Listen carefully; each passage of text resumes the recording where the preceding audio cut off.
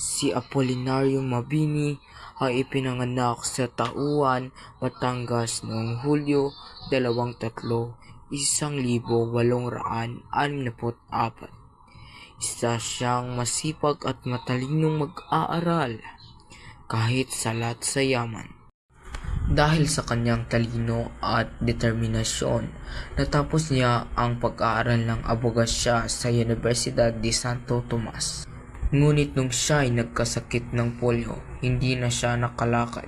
Sa halip na sumuko, ginamit niya ang kanyang isip upang ipaglaban ang kalayaan ng Pilipinas. Si Mabini ang naging tagapayo ni General Emilio Aguinaldo.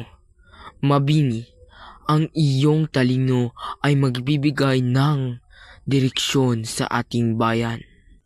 Bagamat may kapansanan, itinaguyod ni Mabini ang kalayaan, katarungan at tangal na ang Pilipino. Ang kanyang talino at paninindigan ay inspirasyon hanggang ngayon.